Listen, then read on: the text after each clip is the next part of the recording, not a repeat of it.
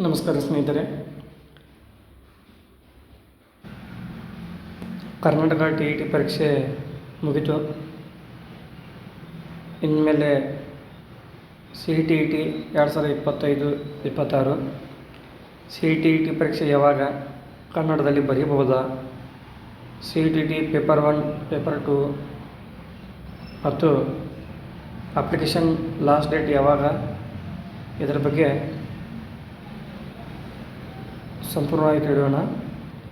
ಅದಕ್ಕಿಂತ ಮುಂಚೆ ನಮ್ಮ ಚಾನಲನ್ನು ಯಾರು ಸಬ್ಸ್ಕ್ರೈಬ್ ಮಾಡಿಲ್ಲ ಸಬ್ಸ್ಕ್ರೈಬ್ ಮಾಡಿ ಅಂತ ಹೇಳ್ತಾ, ಮುಂದಿನ ಹೆಚ್ಚಿನ ಮಾಹಿತಿಗಾಗಿ ಬೆಲ್ ಬಟನನ್ನು ಒತ್ತಿ.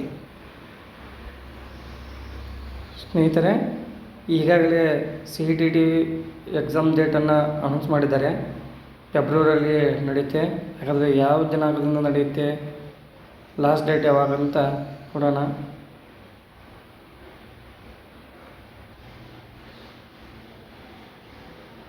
ಸ್ನೇಹಿತರೆ, ಇಲ್ಲಿ ಅಪ್ಲಿಕೇಶನ್ ಡೇಟ್ ಬಂದುಬಿಟ್ಟು 27/11/2025 ಸ್ಟಾರ್ಟ್ ಆಗಿದೆ. 25/11/2025 ಲಾಸ್ಟ್ ಡೇಟ್ ಬಂದುಬಿಟ್ಟು 18/12/2025 ಲಾಸ್ಟ್ ಡೇಟ್ ಆಗಿದೆ. ಇನ್ನೂ ಯಾರ್ಯಾರು ಅಪ್ಲಿಕೇಶನ್ ಹಾಕಿಲ್ಲ, ಅಪ್ಲಿಕೇಶನ್ ಹಾಕ್ಬೋದು. CTET ಕ್ವಾಲಿಫೈ ಆದರೆ ಕರ್ನಾಟಕದಲ್ಲಿ ನಡೆಸುವಂಥ JPSTR ಎಕ್ಸಾಮ್ಗೂ ನೀವು ಅಪ್ಲಿಕೇಬಲ್ ಆಗ್ತೀರ.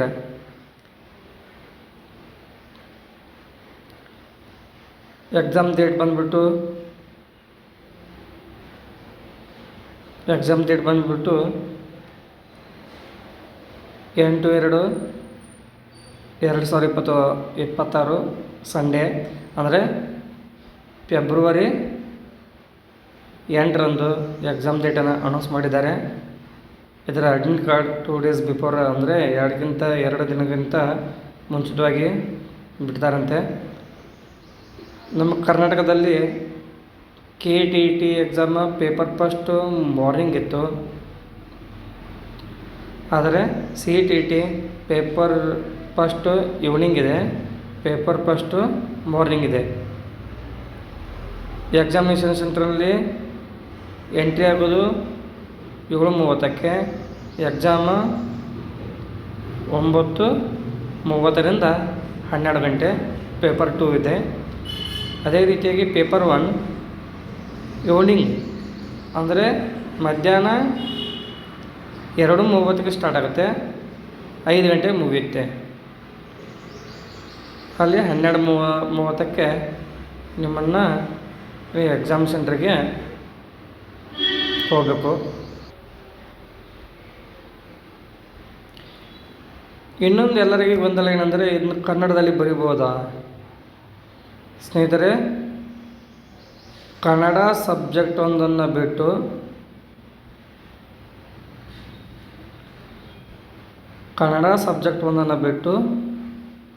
ಉಳಿದ ಯಾವ ಸಬ್ಜೆಕ್ಟನ್ನು ಕನ್ನಡದಲ್ಲೇ ಇರೋದಿಲ್ಲ.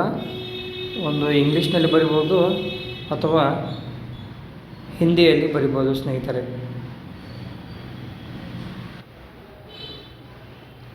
SS ಆಗಿರ್ಬೋದು,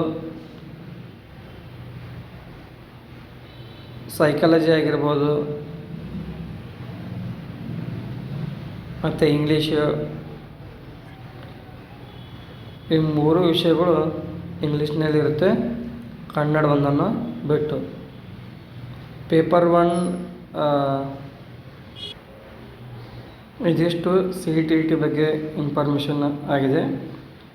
ಈ ವಿಡಿಯೋ ನಿಮಗೆ ಇಷ್ಟ ಆಗಿದ್ದರೆ ಲೈಕ್ ಹಾಗೂ ಸಬ್ಸ್ಕ್ರೈಬ್ ಮಾಡಿ, ಹಾಗೂ ಮುಂದಿನ ವಿಡಿಯೋದಲ್ಲಿ CTET ಸಂಬಂಧಪಟ್ಟಂತೆ ಸಿಲೆಬಸ್ ಏನೇನಂತ ನೋಡೋಣ.